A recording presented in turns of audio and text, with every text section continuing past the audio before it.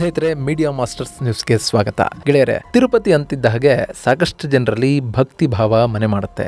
ಗೋವಿಂದ ಗೋವಿಂದ ಅನ್ನೋ ನಾಮ ಕೇಳ್ತಿರೋ ಹಾಗೆ ಭಾಸವಾಗುತ್ತೆ. ಕಲಿಯುಗದ ದೈವ, ಕೋಟ್ಯಾಂತರ ಜನರ ಆರಾಧ್ಯ ತಿಮ್ಮಪ್ಪನನ್ನ ನೋಡೋದಕ್ಕೆ ಪ್ರತಿದಿನ ಲಕ್ಷಾಂತರ ಮಂದಿ ತಿರುಮಲವನ್ನ ಏರ್ತಾರೆ, ತಿಮ್ಮಪ್ಪನ ದರ್ಶನವನ್ನ ಮಾಡ್ತಾರೆ. ಹೀಗೆ ಬಂದವರು ಸುಮ್ಮನೆ ಹೋಗ್ತಾರಾ? ಅವರು ತಿಮ್ಮಪ್ಪ ಕುಬೇರನ ಬಳಿ ಮಾಡ್ಕೊಂಡಿರೋ ಸಾಲವನ್ನ ತೀರಿಸೋದಕ್ಕೆ ತಮ್ಮ ಕೈಲಾದಷ್ಟನ್ನ ಹುಂಡಿಗೆ ಹಾಕಿ ಬರ್ತಾರೆ. ಹೀಗೆ ತಲತಲಾಂತರಗಳಿಂದ ಭಕ್ತರ ಹಣ ತಿಮ್ಮಪ್ಪನಿಗೆ ಸೇರ್ತಾ ಇರೋದ್ರಿಂದಲೇ ತಿಮ್ಮಪ್ಪನ ಆಸ್ತಿ ಭಾರತದ ಪ್ರತಿಷ್ಠಿತ ಕುಟುಂಬಗಳ ಆಸ್ತಿಗಿಂತಲೂ ಕೂಡ ತುಂಬಾನೇ ಹೆಚ್ಚಾಗಿದೆ. ಅಲ್ಲಿ ಪ್ರತಿದಿನವೂ ತಿಮ್ಮಪ್ಪನಿಗೆ ಕೋಟ್ಯಾಂತರ ರೂಪಾಯಿ ಆದಾಯ ಬರ್ತಲೇ ಇರುತ್ತೆ. ಈ ವರ್ಷವಂತೂ ತಿಮ್ಮಪ್ಪ ರೆಕಾರ್ಡ್ ಬ್ರೇಕ್ ಮಾಡಿದ್ದಾನೆ. ಹಾಗಿದ್ರೆ ಜಗತ್ತಿನ ಶ್ರೀಮಂತ ದೇವಾಲಯಗಳಲ್ಲಿ ಒಂದಾಗಿರೋ ತಿರುಪತಿಯ ದೇವಾಲಯದ ಒಟ್ಟು ಆಸ್ತಿ ಎಷ್ಟಿದೆ?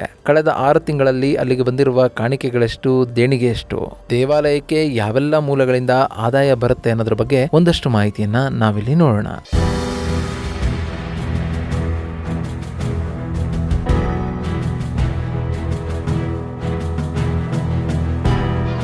ಗೆಳೆಯರೆ, ತ್ರಿಮೂರ್ತಿಗಳಲ್ಲಿ ಒಬ್ಬನಾದ ವಿಷ್ಣುವಿಗೆ ನಮ್ಮಲ್ಲಿ ಕೋಟ್ಯಾಂತರ ಭಕ್ತರಿದ್ದಾರೆ. ಆತನನ್ನ ಪೂಜಿಸೋಕೆ ನಮ್ಮಲ್ಲಿ ಹಲವಾರು ದೇವಾಲಯಗಳು ಕೂಡ ಇವೆ. ಕೇರಳದ ಅನಂತ ಪದ್ಮನಾಭ, ಶ್ರೀರಂಗಂನ ಶ್ರೀರಂಗಪಟ್ಟಣದ ರಂಗನಾಥ ಸ್ವಾಮಿಯ ಜೊತೆಗೆ ತಿರುಪತಿ ತಿರುಮಲ ದೇವಾಲಯ ಅತ್ಯಂತ ಪ್ರಮುಖವಾಗಿದೆ.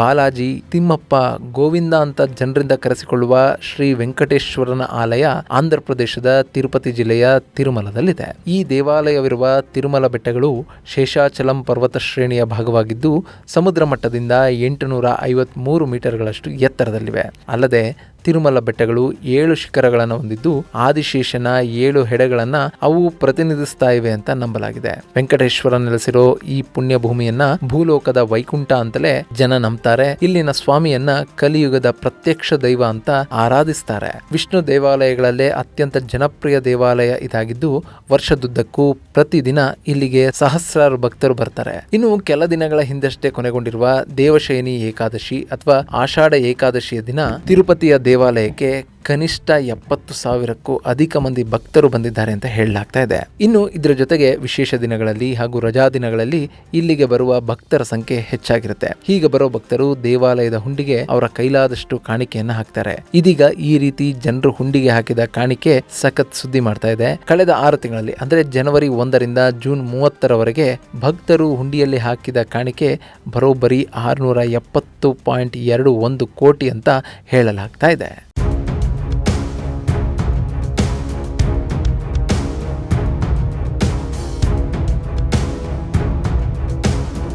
ಗೆಳೆಯರೆ, ಜನವರಿಯಲ್ಲಿ ತಿಮ್ಮಪ್ಪನ ಹುಂಡಿಗೆ 116.46 ಕೋಟಿ ರೂಪಾಯಿ ಸಂಗ್ರಹ ಆಗಿತ್ತು. ಫೆಬ್ರವರಿಯಲ್ಲಿ 111.71, ಮಾರ್ಚ್ನಲ್ಲಿ 118.49, ಏಪ್ರಿಲ್ನಲ್ಲಿ 101.63 ಕೋಟಿ ರೂಪಾಯಿಯಷ್ಟು ಕಾಣಿಕೆ ಸಂಗ್ರಹ ಆದರೆ ಮೇನಲ್ಲಿ ಅದರ ಪ್ರಮಾಣ 108.28 ಕೋಟಿ ರೂಪಾಯಿ ಆಗಿತ್ತು. ಹಾಗೆ ಜೂನ್ ತಿಂಗಳಲ್ಲಿ 113.64 ಕೋಟಿ ರೂಪಾಯಿ ಸಂಗ್ರಹ ಆಗಿದೆ ಅಂತ ಟಿಟಿಡಿ ಹೇಳಿದೆ. ಈ ಮೂಲಕ ಭಕ್ತರಿಂದ ಹೆಚ್ಚು ದಾನವನ್ನು ಪಡೆದುಕೊಳ್ಳುವ ದೇವಾಲಯಗಳ ಪಟ್ಟಿಯಲ್ಲಿ ಈ ದೇವಾಲಯ ಮೊದಲ ಸ್ಥಾನವನ್ನ ಹೊಂದಿದೆ. ಇನ್ನು ಪ್ರತಿ ವರ್ಷ ಈ ದೇವಾಲಯಕ್ಕೆ ಹುಂಡಿಯಿಂದಲೇ ಸುಮಾರು 1,400 ಕೋಟಿ ರೂಪಾಯಿಗಳಷ್ಟು ಆದಾಯ ಬರುತ್ತೆ ಅಂತ ಹೇಳಲಾಗ್ತಾ ಇದೆ. ಇದು ಕೇವಲ ಹುಂಡಿಯ ವಿಚಾರ. ಇಲ್ಲಿ ದೇವಾಲಯದ ಒಟ್ಟು ಆಸ್ತಿಯನ್ನು ನೋಡಿದ್ರೆ ಟಿಟಿಡಿ ಬಿಡುಗಡೆ ಮಾಡಿರುವ ಮಾಹಿತಿ ಪ್ರಕಾರ ಈ ದೇವಾಲಯದಲ್ಲಿ ಸುಮಾರು 3 ಲಕ್ಷ ಕೋಟಿ ರೂಪಾಯಿಗೂ ಅಧಿಕ ಮೌಲ್ಯದ ಆಸ್ತಿಯನ್ನು ಹೊಂದಿದೆ ಅಂತ ಹೇಳಲಾಗ್ತಾ ಇದೆ. ತಿರುಪತಿ ತಿರುಮಲ ದೇವಾಲಯ ಸಮಿತಿ ಈ ಬಗ್ಗೆ ಒಂದಷ್ಟು ವಿವರಗಳನ್ನ ಕೊಟ್ಟಿತ್ತು. ಆ ಮಾಹಿತಿಯ ಪ್ರಕಾರ ಬಾಲಾಜಿಯ ಹೆಸರಲ್ಲಿ 11,125 ಕೆಜಿಯಷ್ಟು ಚಿನ್ನವನ್ನ ವಿವಿಧ ಬ್ಯಾಂಕ್ಗಳಲ್ಲಿ ಡೆಪಾಸಿಟ್ ಆಗಿ ಇಡಲಾಗಿದೆಯಂತೆ. ಇನ್ನು ಬಾಲಾಜಿಗೆ 1,088 ಕೆಜಿಯಷ್ಟು ಚಿನ್ನಾಭರಣಗಳನ್ನ ದೇವಾಲಯದಲ್ಲಿ ಇಟ್ಕೊಳ್ಳಲಾಗಿದೆ. ಸುಮಾರು 9,000 ಕೆಜಿಯಷ್ಟು ಬೆಳ್ಳಿ ಆಭರಣಗಳನ್ನ ಬಾಲಾಜಿ ಹೊಂದಿದ್ದಾನೆ. ಇದರ ಜೊತೆಗೆ 75 ಸ್ಥಳಗಳಲ್ಲಿ ಸುಮಾರು 7,600 ಎಕರೆಗೂ ಅಧಿಕ ಆಸ್ತಿಗಳಿವೆಯಂತೆ. ಇದರಲ್ಲಿ 1,226 ಎಕರೆ ಕೃಷಿ ಭೂಮಿಯಾಗಿದ್ರೆ 6,409 ಎಕರೆ ಕೃಷಿಯೇತರ ಭೂಮಿಯಾಗಿದೆ.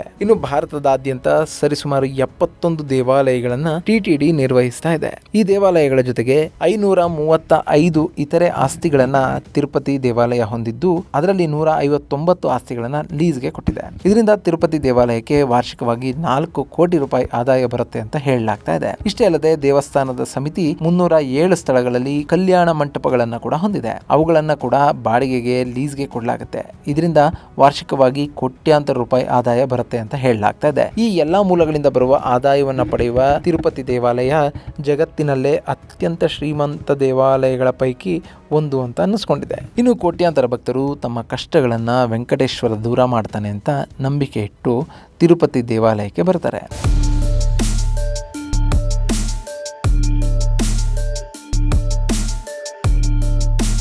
ಇನ್ನು ಈ ದೇವಾಲಯದ ಪುರಾಣ ಇತಿಹಾಸವನ್ನು ನೋಡೋದಾದರೆ, ವಿಷ್ಣುವಿನಿಂದ ಕುಪಿತಳಾದ ಮಹಾಲಕ್ಷ್ಮಿ ಭೂಮಿಯಲ್ಲಿ ಪದ್ಮಾವತಿಯಾಗಿ ಜನಿಸಿರ್ತಾಳೆ. ಆಕೆಯನ್ನು ಹುಡುಕಿ ಹೊರಟ ವಿಷ್ಣು ವೈಕುಂಠವನ್ನು ತೊರೆದು ಮಾನವ ರೂಪದಲ್ಲಿ ಧರೆಗೆ ಬರ್ತಾನೆ. ಕೆಲ ಸಮಯದ ಬಳಿಕ ಇಬ್ಬರು ಕೂಡ ಭೇಟಿಯಾಗಿ ವಿಷ್ಣು ಪದ್ಮಾವತಿಯನ್ನು ವರಿಸ್ತಾನೆ. ಈ ವೇಳೆ ಭವ್ಯವಾಗಿ ವಿವಾಹ ಸಮಾರಂಭವನ್ನು ಮಾಡಿಕೊಂಡಿದ್ದ ವಿಷ್ಣು ವಿವಾಹದ ಬಳಿಕ ಭಕ್ತರ ಬೇಡಿಕೆಯಂತೆ ಭೂಲೋಕದಲ್ಲಿ ಜನರ ಸಂಕಷ್ಟಗಳನ್ನು ಪಾರು ಮಾಡೋದಕ್ಕೆ ಇಲ್ಲಿ ನೆಲೆಸಿದ್ದಾನೆ ಅಂತ ಹೇಳಲಾಗ್ತಾ ಇದೆ. ಹೀಗಾಗಿನೇ ತಿರುಪತಿಯನ್ನ ಭೂಮಿಯ ಮೇಲಿನ ವೈಕುಂಠ ಅಂತ ಕರೆಯೋದು. ಇಲ್ಲಿ ತನ್ನದೇ ಅಂಶವಾಗಿರುವ ಪದ್ಮಾವತಿಯನ್ನ ಲಕ್ಷ್ಮಿ ಗುರುತಿಸದೆ ಹೋದ್ಲು ಅಂತ ಕೂಡ ಹೇಳಲಾಗುತ್ತೆ. ಹೀಗಾಗಿನೇ ತಿಮ್ಮಪ್ಪ ಲಕ್ಷ್ಮಿ ಹಾಗೂ ಪದ್ಮಾವತಿ ಇಬ್ಬರನ್ನು ವರಿಸಿದ್ದ ಅಂತ ಹೇಳಲಾಗುತ್ತೆ. ಇನ್ನು ಈ ಮದುವೆಯ ಸಂದರ್ಭದಲ್ಲಿ ಶ್ರೀನಿವಾಸ ತನ್ನ ವಿವಾಹವನ್ನ ಅದ್ದೂರಿಯಾಗಿ ಮಾಡಿಕೊಳ್ಳೋದಕ್ಕಾಗಿ ಕುಬೇರನಿಂದ ಸಾಲ ಪಡೆದುಕೊಂಡಿದ್ದ ಅಂತ ಹೇಳಲಾಗುತ್ತೆ. ಕಲಿಯುಗ ಮುಗಿಯುವವರೆಗೂ ಈ ಸಾಲವನ್ನ ಶ್ರೀನಿವಾಸ ತೀರಿಸ್ತಲೇ ಇರಬೇಕು ಅಂತ ಜನರಲ್ಲಿ ನಂಬಿಕೆ ಇದೆ. ವೆಂಕಟೇಶ್ವರ ತನ್ನ ಸಾಲವನ್ನು ತೀರಿಸೋದಕ್ಕೆ ಆತನ ಭಕ್ತರು ದೊಡ್ಡ ಪ್ರಮಾಣದಲ್ಲಿ ಸಹಾಯವನ್ನ ಮಾಡ್ತಾ ಇದ್ದಾರೆ. ಇನ್ನು ದೇವಸ್ಥಾನದ ಪ್ರಮುಖ ಕೇಂದ್ರಬಿಂದು ವೆಂಕಟೇಶ್ವರನ ವಿಗ್ರಹ ತುಂಬಾನೇ ವಿಶಿಷ್ಟ ಹಾಗೂ ಶಕ್ತಿಯುತವಾಗಿದೆ. ಇದು ಭಕ್ತರನ್ನ ಭಕ್ತಿ ಪರವಶದಲ್ಲಿ ಮುಳುಗಿಸುತ್ತೆ. ಪ್ರತಿನಿತ್ಯ ವಜ್ರಾಭರಣಗಳಿಂದ ವೆಂಕಟೇಶ್ವರನನ್ನ ಸಿಂಗರಿಸಲಾಗುತ್ತೆ. ಮಂದಿರದಲ್ಲಿನ ವಿಷ್ಣುವಿನ ಸ್ವಯಂಭೂ ವಿಗ್ರಹದಲ್ಲಿರುವ ತಿರುಪತಿ ತಿಮ್ಮಪ್ಪನ ಗರ್ಭಗುಡಿಯನ್ನ ಆನಂದ ನಿಲಯಂ ಅಂತ ಕರೆಯಲಾಗುತ್ತೆ.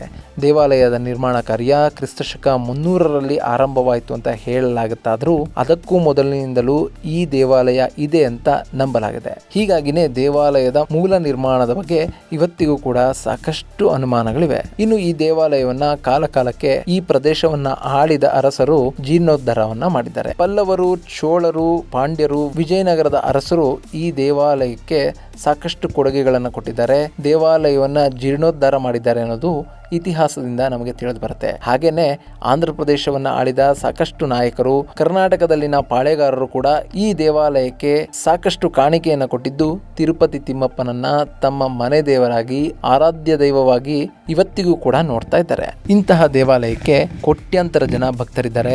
ಉತ್ತರ ಭಾರತದಿಂದಲೂ ಕೂಡ ಸಾಕಷ್ಟು ಮಂದಿ ಬಾಲಾಜಿಯನ್ನ ನೋಡೋದಕ್ಕೆ ಇಲ್ಲಿಗೆ ಆಗಮಿಸ್ತಾರೆ. ಜನ ತಮ್ಮ ಕೈಲಾದಷ್ಟು ಹಣ, ಆಸ್ತಿ, ಚಿನ್ನ, ಬೆಳ್ಳಿಯನ್ನ ತಿರುಪತಿ ತಿಮ್ಮಪ್ಪನಿಗೆ ಅರ್ಪಿಸ್ತಲೇ ಇರ್ತಾರೆ.